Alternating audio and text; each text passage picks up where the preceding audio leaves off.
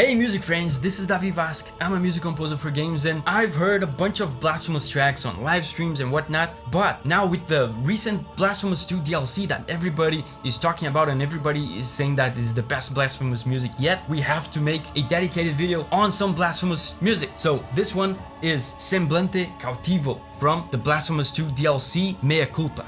So, let's go!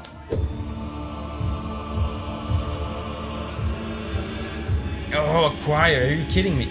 And it sounds like a real choir.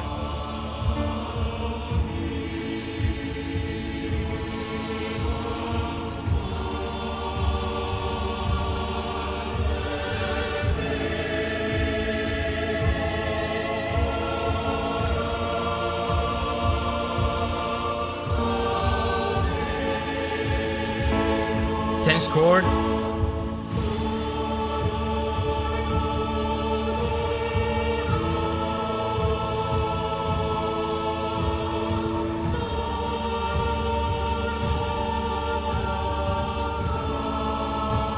Man, the rhythm of this, it sounds like such a sluggish, struggling march.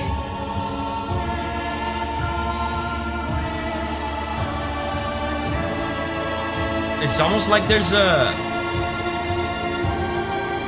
morbid aspect to it.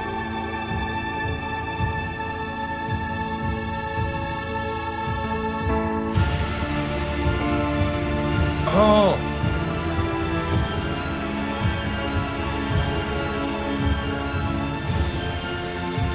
Oh. Man, that's really cool. There's an aspect of, like I said, there's a morbid aspect to this. It feels almost like a funeral march of some sort. The choir is so sad and so tragic, but at the same time, there are little glimpses of positivity that can be common in like requiems and other sorts of old music that are about death, especially in religious music, which this definitely sounds like. Death also implicates in afterlife. So there are glimpses of glory, glimpses of positivity, which maybe has something to do with afterlife or some silver lining in this otherwise morbid situation that we find ourselves in here. And again, I've never played Blasphemous, so I have no idea what this is about, but definitely, like I said, sounds morbid with glimpses of positivity. Let me show you some of these glimpses that I detected here. Even at the beginning, there's a little bit of it.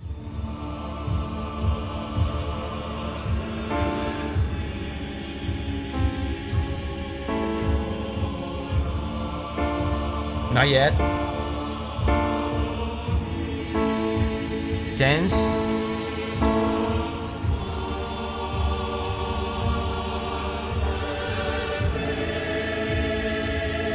Wait for it. Happy chord. And then it goes back to the tense chord. Man, but it's very subtle here. Later on, I think they do it a little bit more openly, but this moment here, he's just doing sad chord, tense chord, sad chord, tense chord. Then suddenly, there's a little infusion of hope, a little glimpse of glory.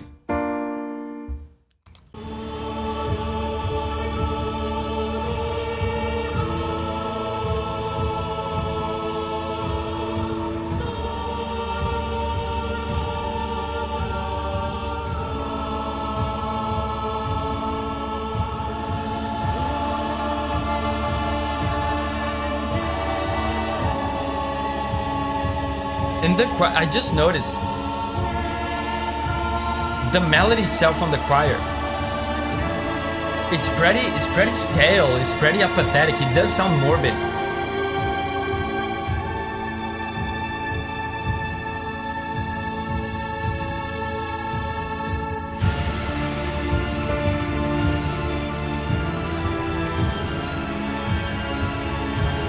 Man, and this is such a major.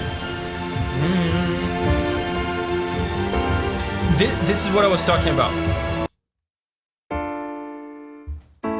Right? Again, sad chord, tense chord. And then he does this. very happy chord, very happy chord. And this is a specific kind of happy chord that in functional harmony we call it a double function chord. So it's a very nuanced chord. There's a lot of deep emotions about this. It sounds very heroic to me, right?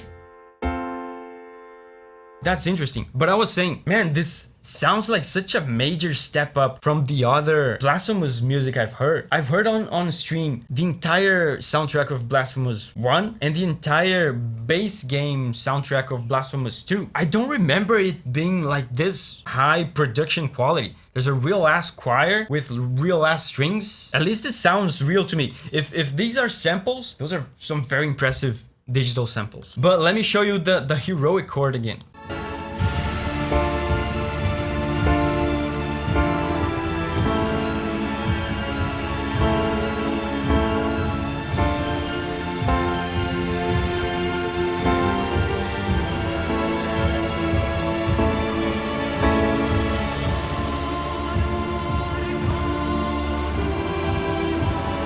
Oh, now there's a lead female singer.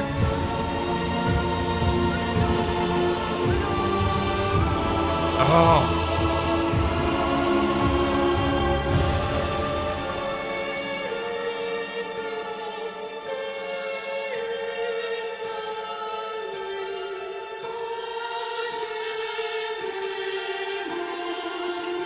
Man, it sounds so haunting, so spiritual.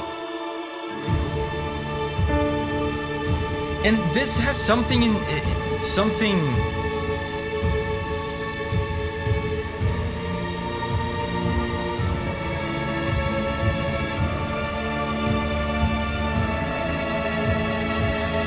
There's something about this song that reminds me a lot of Dark Souls 3, which is the insistence on very clear resolutions.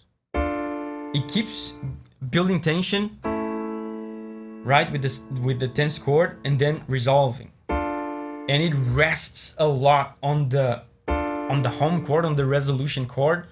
It just insists on this chord for a long time, then maybe builds tension a little bit more, and then resolves again. This gives the whole song a sensation of rest, a sensation of finality, which contributes to that morbid sensation that I talked about before. And it's the same thing that Dark Souls 3 does a lot as well. It creates a sensation of finality, of conclusion, of death, of end, of rest, of conclusion. Did I say conclusion twice?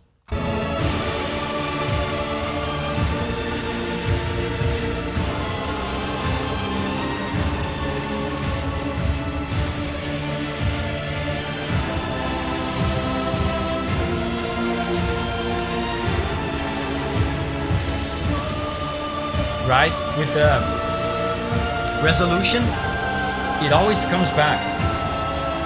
Resolution.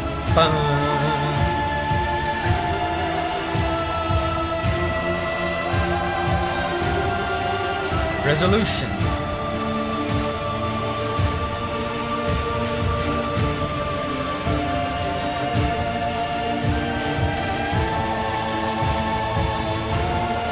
Oh! Oh! Oh, that again. I keep saying these two things. I keep saying this song is morbid, and I keep saying there are glimpses of positivity here. There was such a rising chord sequence here with a heroic, positive, hopeful, even like some sort of majestic feel to it. Check this out. Look how different it sounds from the other chords in terms of emotion. Look.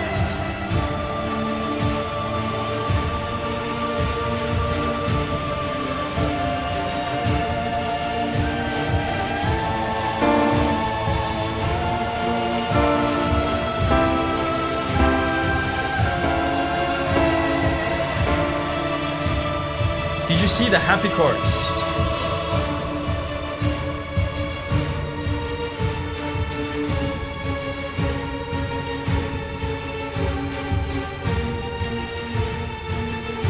And the march is intensifying, by the way. It's still slow, but it's not as sluggish as before. Oh.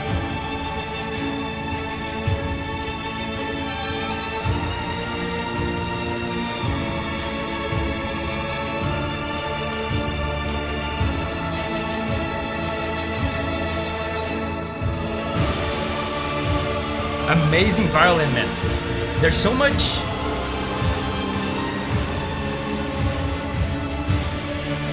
anguish in this.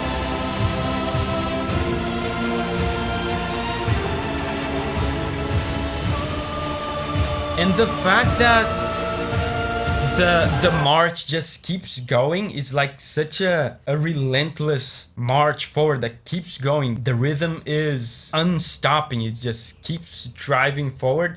And meanwhile, the violin and the solo female singer on top are so sad. They're so tragic, and there's such a struggle. There's such a longing in their voices, in their melodies. It gives me a sensation of penitence, which I know this game has something to do with that, of penitence, of like a Christian penitence, like carrying the cross kind of thing.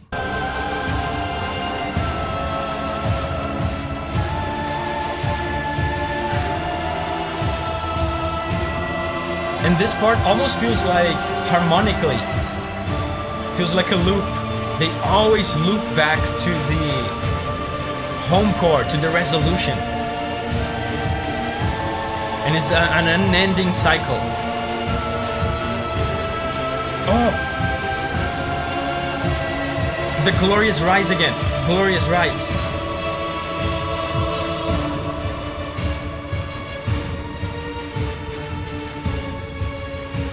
Honestly, I don't know what... Oh, it's about to end. Man, that sucks. That was such a good song. I honestly don't know what this is. It's weird because Blasphemous boss themes can be very different. They're not usually like super hype and loud and fast. So this could be a boss theme, or it could be a level theme, I guess. I can't tell. It sounds so special and so emotional that whatever it is, I would guess is an important, significant, momentous part of the game. Hey, I've done live streams listening to both Blasphemous 1 and Blasphemous 2 soundtracks. They're over here if you want to watch my live reactions to this music. So remember, whenever you're ready to spread your wings and go on a music journey again, I'll see you there.